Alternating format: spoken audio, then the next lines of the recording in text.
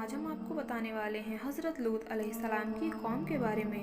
حضرت لوط علیہ السلام کی قوم ایسی بدترین قوم تھی۔ اللہ تعالیٰ نے جس قوم کی طرف حضرت لوط علیہ السلام کو بھیجا وہ قوم اتنی بدترین تھی، وہ عورتوں کو چھوڑ کر مردوں کے ساتھ بدفعلی کیا کرتی تھی۔ حضرت لوط علیہ السلام جس قوم کی طرف بھیجے گئے وہ بہت ہی خوشحال تھی، ان کی بستیاں بہت آباد تھیں، لیکن یہ قوم برائی میں ڈوبی ہوئی تھی۔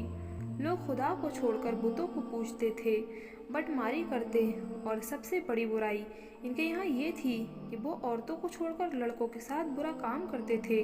کہا جاتا ہے اس بدفعلی کا بانی شیطان تھا۔ جب اس نے چاہا کہ قوم میں یہ برائی پھیلے تو اس نے ایک عجیب ترکیب سے کام لیا۔ ابلیس ایک خوبصورت لڑکے کی شکل میں ایک باغ میں آتا اور ہمیشہ اس کے پھل پھولوں کو نقصان پہنچاتا۔ باغ کا مالک اسے پکڑنے کی کوشش کرتا، لیکن وہ بھاگ کر باغ سے نکل جاتا۔ جب باغ کو بہت نقصان پہنچا اور باغ کا مالک پریشان ہو گیا تو ایک دن ابلیس نے کہا کہ اگر تو چاہتا ہے کہ میں تیرے باغ میں نہ آؤں یا تیرے پھل پھولوں کو نقصان نہ پہنچاؤں تو میرے ساتھ یہ کام کر، یہ برا فعل کر اور اپنے باغ کی طرف سے بے فکر ہو جا۔ باغ کے مالک نے کہا یہ تو بہت اچھا کام ہے، اور پھر وہ اس برائی میں پڑ گیا۔ اس طرح شیطان نے فعل بد کو اس قوم میں جاری کر دیا۔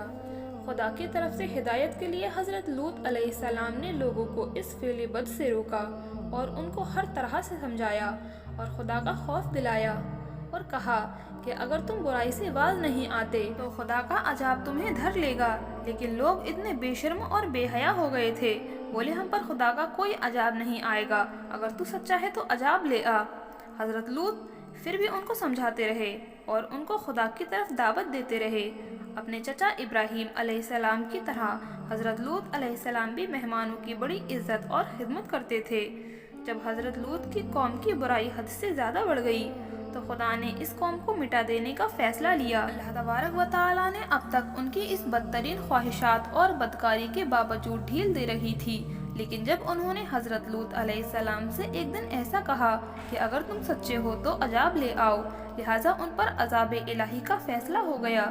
اللہ نے اپنے خاص فرشتوں کو دنیا کی طرف روانہ کر دیا۔ یہ فرشتے دراصل حضرت جبرائیل، میکائیل، اسرافیل علیہ السلام تھے۔ پھر یہ فرشتے حضرت لوط علیہ السلام کے گھر تشریف لے گئے۔ حضرت لوط نے جب ان خوبصورت نوجوان لڑکوں کو دیکھا تو وہ سخت گھبرا گئے اور پریشان ہو گئے۔ انہیں یہ خطرہ محسوس ہوا کہ اگر ان کی قوم کے لوگوں نے انہیں دیکھ لیا تو نہ جانے وہ ان کے ساتھ کیا سلوک کریں گے۔ حضرت لوط علیہ السلام کی بیوی کا نام وائلہ تھا۔ اس نے آپ پر ایمان نہ لایا تھا اور وہ دراصل منافقہ تھی، وہ کافروں کے ساتھ تھی، لہٰذا اس نے جا کر اہل سدوم کو خبر دے دی کہ لوط کے گھر نوجوان لڑکے مہمان ٹھہرے ہوئے ہیں۔ یہ سن کر بستی والے دوڑ کر حضرت لوط علیہ السلام کے گھر پہنچے۔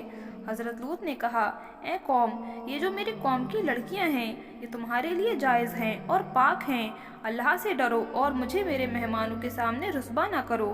حضرت لوط کی بات سن کر وہ لوگ بولے تم بخوبی واقف ہو کہ ہمیں تمہاری بیٹیوں سے کوئی حاجت نہیں، جو ہماری اصل چاہت ہے اس سے تم بخوبی واقف ہو۔ قوم لوط کے اس بے شرمانہ جواب سے اندازہ لگایا جا سکتا ہے کہ وہ فعل بد میں کس حد تک مبتلا ہو چکے تھے۔ حضرت لوط نے گھر کے دروازے بند کر دیے اور ان نوجوانوں کو ایک کمرے میں چھپا دیا۔ ان بدکار لوگوں نے آپ کے گھر کو گھیر رکھا تھا اور ان میں سے کچھ گھر کی دیوار پر بھی چڑھنے کی کوشش کر رہے تھے۔ فرشتے یہ سب منظر دیکھ رہے تھے۔ جب انہوں نے حضرت لوط علیہ السلام کی بے بسی کا یہ عالم دیکھا تو حقیقت سے پردہ اٹھاتے ہوئے یوں فرمایا اے لوط، ہم تمہارے رب کے بھیجے ہوئے فرشتے ہیں۔ اس کے بعد حضرت جبرائیل علیہ السلام نے دروازے سے نکل کر اپنے پروں کی ہوا لوگوں کی آنکھوں میں لگائی اور وہ اندھے ہو کر گرتے پڑتے اپنے گھروں کو بھاگے۔